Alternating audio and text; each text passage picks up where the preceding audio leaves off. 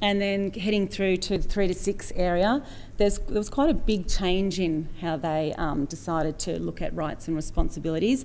They still had the 2 rights and responsibilities, but they started to look more on at class missions and why are they actually here at school.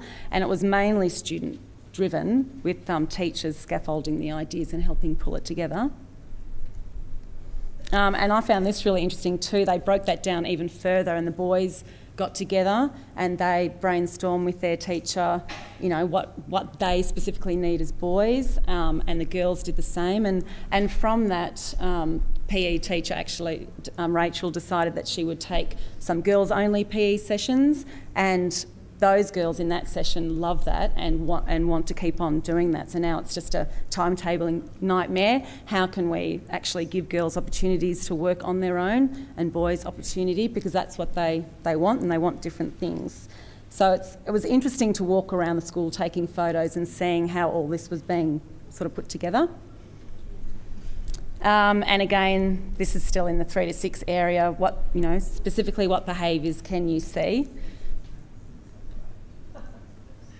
And down to, what are you doing right now? And also photos of students that were most improved. So that's, maybe they're not have got the best results, but they're the students that the teacher felt had given the most effort. And also students starting to write their own goals and having a continuum about where they've started and where they want to end up being. And they're really realistic goals. As Jenny was saying, the specialists were finding it a little bit more difficult because they have the 1 hour session a week, so they don't get the opportunity to build up the same relationship that we do with students. So the communication book idea that we started with, where they would write notes and the book would come back to the classroom teacher, they didn't feel like that was working, so they've now got their own system. So each year level has value books, and students that are displaying inappropriate behaviours get their own book. So, for example, if a student has a warning and they're sent out of phys ed, they go to Cheryl, who's a coordinator. They have a discussion about which value they need to work on. They write out that value. So there's an example of an older student, and this is a prep student, just doing the visuals instead. If they have 3 entries in the values book, then a note goes home. And when that note's returned, it's glued into the book, so there's a record there of how students are tracking, and we can have a look and see if that's making any difference.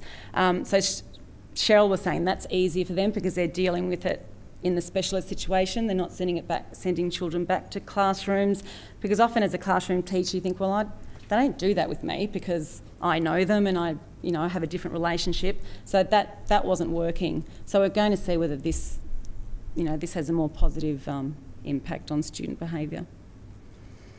I'm just going to quickly talk about the prep experience and how we've tackled the rights and responsibilities, communal responsibility in the prep area, and I've just brought along some things that we've used that have worked really well.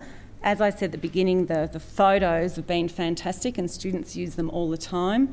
The other thing we've used a lot of is just really anything visual. So this little guy is our working tough guy, and on the whiteboard I've just stuck some there. So students, it works both ways. I can go and get one of those working tough symbols and give it to a student to say, well done, you're working tough, you're on task. Or I can give it to a student to remind them, hey, you need to refocus. Or students can go and get one of them themselves and they put it on their table just to give themselves a pat in the back. So there's different ways that they can use that, so they've got a bit more control. We've got it's too noisy. For some reason my preps, 2 boys in particular, love this guy, and they'll go and get him off the board and give him to me and say, so I'm really finding it hard to concentrate on my work. So they're starting to find ways to monitor their learning as well. So he's very popular.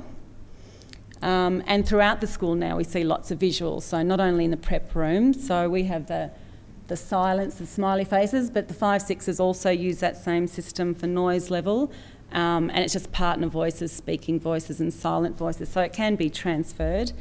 Also, when you walk around the school, we've got lots of these indoor voices please in hallways and corridors, so it's just a subtle reminder and a subtle hint you know, to think about so it's not just in the classroom. And specialist teachers have that. They've got their own one that all specialist teachers use the same symbols. They're the ones running in the middle. The other thing, and Dan's going to talk about this a little bit more, but the preps and the younger kids were really good at saying this is what I'm supposed to do, but we wanted to see whether they could start monitoring their own behaviour as well. So what we did was set up in each room there's a chill out area. So as soon as students feel, oh look, I'm finding it a bit hard, they've already got an opportunity to go somewhere in the room where there's books, where there's some reminders, and then that's up to them, and then they come back when they're ready to join in. And that's worked with quite a number of C students. A and Bs don't really take themselves over to the chill out corner, but C students, once they start getting fidgety, they head over there and then they come back when they think they're ready. So that's worked quite well. Another thing we've tried is this big red thinking spot, which is quite dirty because it gets used a lot. But instead of having a naughty chair or time out, we wanted to have a positive approach. So we thought, look, we'll assign an area again where students can go. If they just need to think about what they're doing, they can take themselves there. When they've thought about their actions, we've also got the stop, think, do that they can look at. It's up to them when they come back and join the group. When we first started using it, they were there all the time. Excuse me, Sue, I need to go and do some thinking. And over they'd go and they'd sit there and I'd say, are you ready to come back? And they'd say, no, I just need a bit more thinking time. But that petered out, and I've used it. I've said, wait a minute, kids, and I've stood here. Come back. So they've seen me model using it, and I've needed to use it, especially with our little D friend. So I've needed to go and stand there just to recompose. That's worked really well. The other thing too is the personal best chart. So I can put a sticker on the personal best chart for effort. Students can nominate each other, and they do. They're getting really good at saying, wow, Jamara was on time, he was in line. So they're getting good at noticing other kids. They say themselves, this is the best S I've ever written in my book, and they go and put a sticker. When I looked at it, there's lots of A and B kids up there, but the C kids are actually tracking really well too. So the effort, rewarding the effort, is working for the Cs too. So they're quite proud of themselves. They're sort of all even. It's not just the A and Bs up there. But the best thing that we've come across, and it's so simple, it's sometimes the simplest things work best, is this little guy. And it's just the hinting. So when Ray was talking about hinting, we just started thinking, well, what are we going to do? What can we do? So he's just, when we're speaking or when other children are speaking, it's just this simple little one. And if someone's up on their knees or someone's talking, it's just a matter of holding it up like that.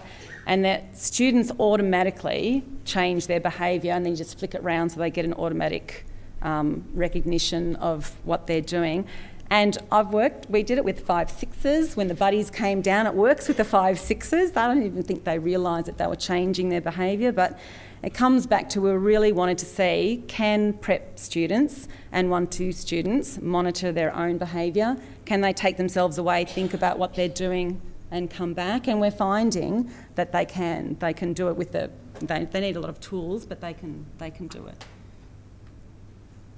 I'll go through that. And of course we were excited about data, so we thought we'd better make sure that we have some data ready. So what we did was student perceptions of classroom connectedness with the preps.